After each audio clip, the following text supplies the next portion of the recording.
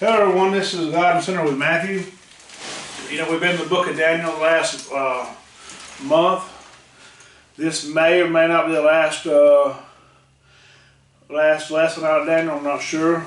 This is the point where I've got to. It's Daniel in the lion's den. So I'm going to read out of Daniel chapter 6.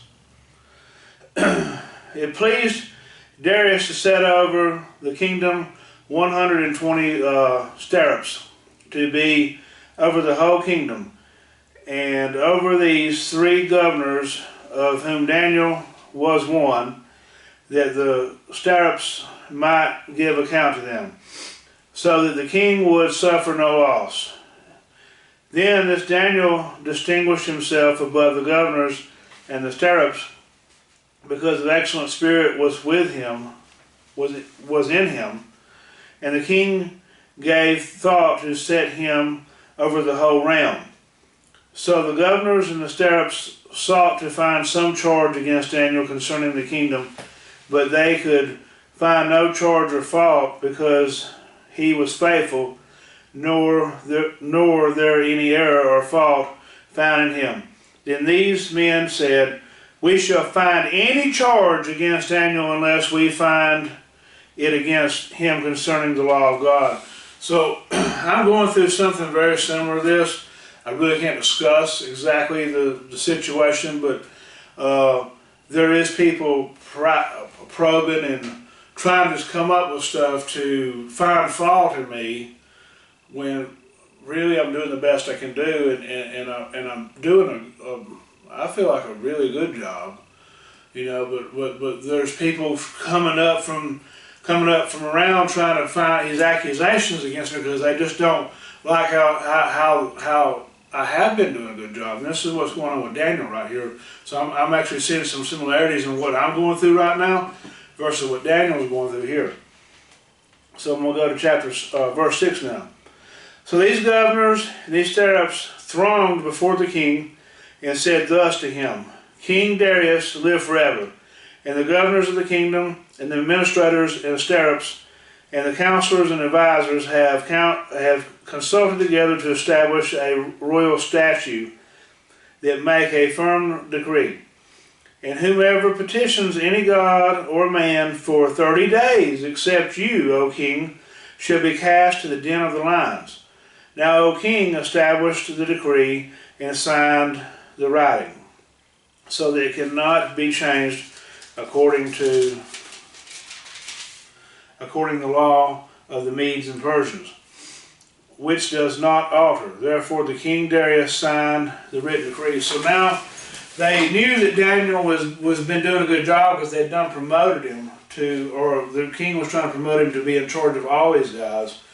And so they know his one weakness is God, his faith in God and his love for God. So now they've made it against the law for 30 days for Daniel to even pray to God.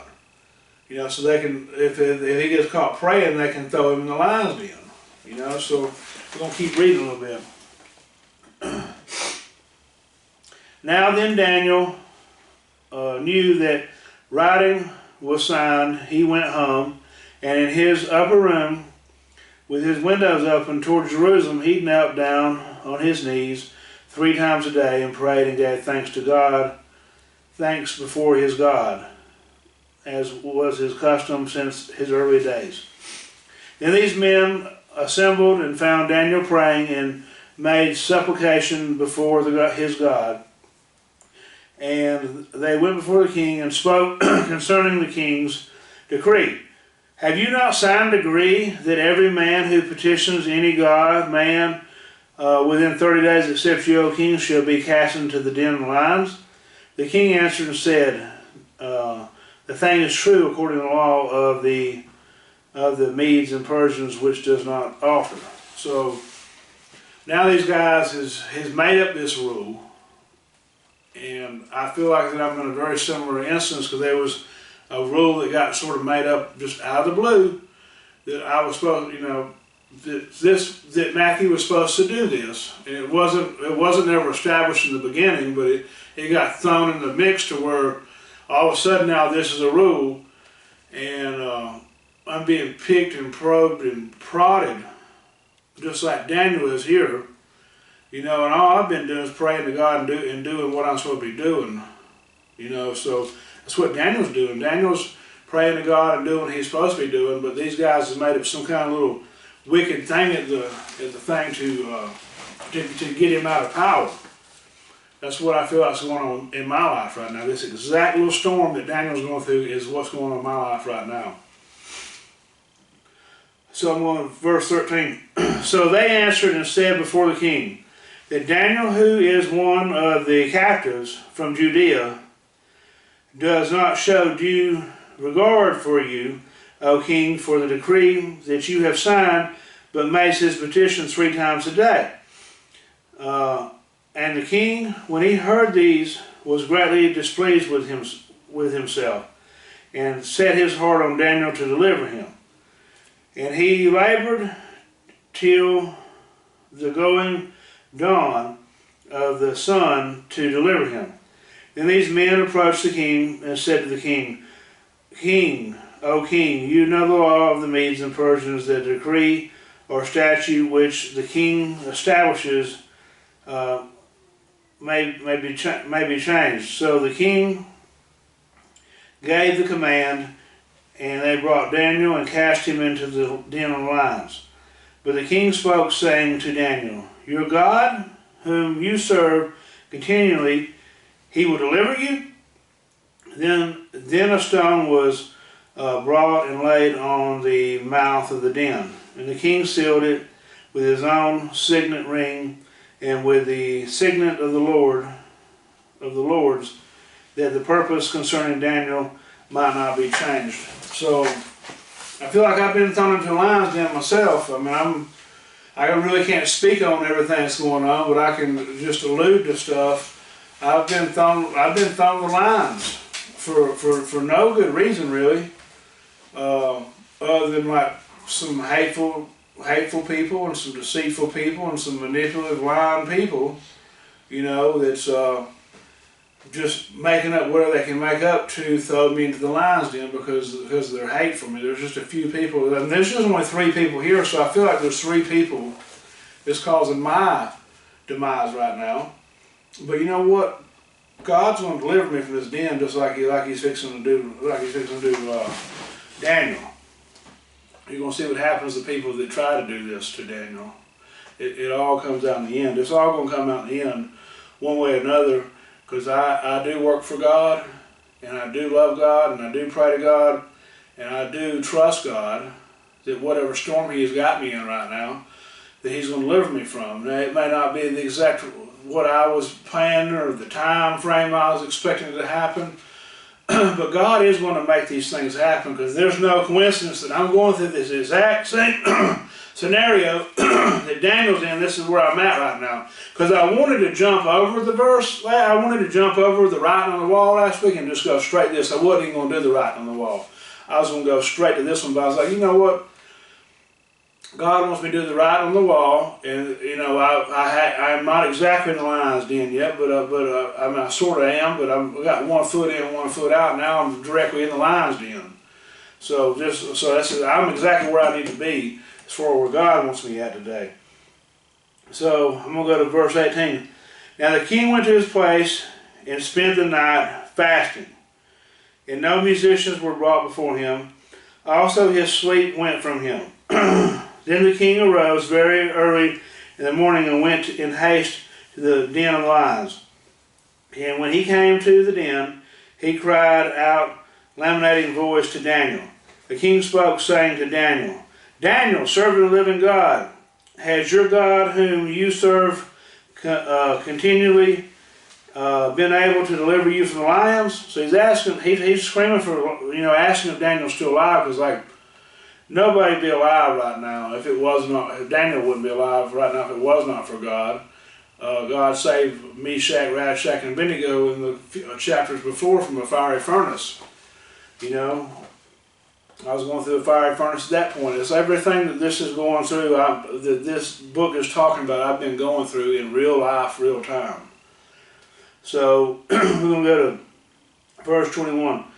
Then Daniel said to the king, O king, live forever. My God sent his angel and shut the lions' mouth, so that they have not hurt me, because I was found innocent before him. And also, O king, I have done no wrong before you. Now the king was extremely glad for him, and commanded that they should take Daniel up out of the den. So that Daniel was taken out of the den, and no injury whatsoever was found on him, because he believed in God. So he believed in God. God would deliver him, and he was doing stuff he wasn't supposed to be doing, which was praying to God, was just something made up by these three individuals to hurt Daniel. And that's exactly what I'm going through. Something that was made up by roughly three individuals to tarnish my image. So we're going to go to verse 24 now. And the king gave the command, and he brought those men who had accused Daniel, and they caused it and cast them into the lion's den, them and their children and their wives. And the lions overpowered them and broke all their bones into pieces before they ever came to the bottom of the den. Then King Darius wrote, to all the people, nations, and languages that dwell in the earth, peace be multiplied to you. I make a decree that in every dominion of my kingdom men must tremble and fear before God of Daniel. For he is the living God and steadfast forever. The kingdom is the one which shall not be destroyed, and his dominion shall endure to the end. He delivers and rescues, and he works signs and wonders in heaven and on the earth, who has delivered Daniel from the power of the lions. So the Daniel prospered in the reign of Darius and the reign of Cyrus and the Persians. So, I'm just waiting on the person that's supposed to come down, ask me if I'm still standing, ask me if I'm still alive, and I'm going to yell out yes. And God's going to take care of the rest. That I have no doubt in my mind that God finds no fault in me whatsoever. That's the only person, that's the only thing on this planet that really matters. It doesn't matter what other people think. You don't matter what other people accuse you of. As long as you're in good standing with God, that's all that matters. People can run around and talk behind your back, throw slanders at your name, obvious, just right out lies. You cannot let it bother you. It has bothered me so much that I have been crying about some of this slander and this deceitful wickedness that has been brought, that my name has been brought up in this mudslinging. So all it is a bunch of mudslinging. You know what? It doesn't matter what you think or what anybody else thinks. The Most High God loves me, and He knows that there's no fault in me in this situation. Now, am I perfect? No, I'm not perfect. Do I make mistakes? Yes, I make mistakes, and I'm going to the day I die, because Adam and Eve messed it up for everybody. They eat from that tree of life, and we was born sinful nature. So there's no way of getting out of that sinful nature, but we can, go get our little baptism on and receive the Spirit of God, and live a life the best we can. I pray to God every day. I've been going to church. I've been reading the Word. Those is the fuel. That's like my buddy Nick was talking about eating earlier. He was harping on, if you find yourself sick, have you been eating anything lately? Have you been drinking water? Have you been eating food? Well, this right here is your water. This is your food. This is what you feed the spirit man with. And if you haven't been feeding your spirit man, yeah, you're going to be sick. You're going to be sick, and you're not going to be doing what you're supposed to be doing.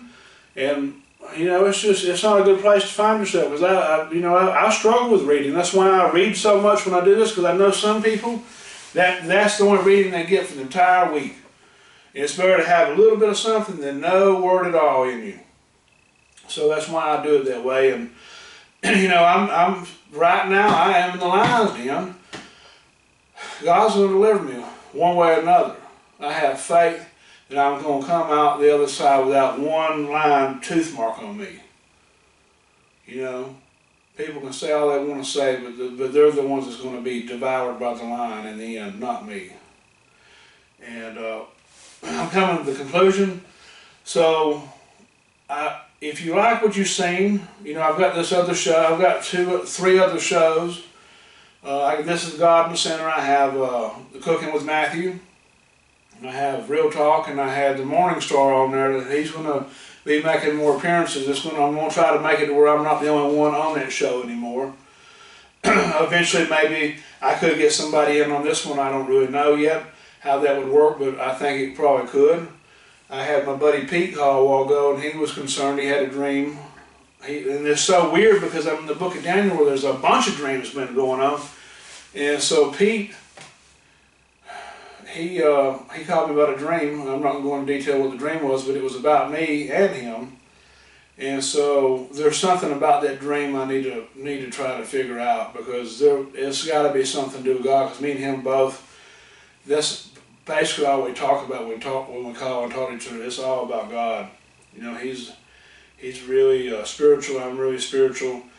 And so, anyways, I'm rambling on. If you like what you see, like, share, subscribe, and please comment. If there's anything that you might want to see in the future, or a lesson you want to hear in the future, just comment down below, and I will do the best of my ability to make it happen for you. If there's something that you don't understand about the Bible, or a certain lesson you want to learn, I will try my best to make it happen in the coming lessons. Just comment down below, and we'll see where it goes. Thank you, and God bless.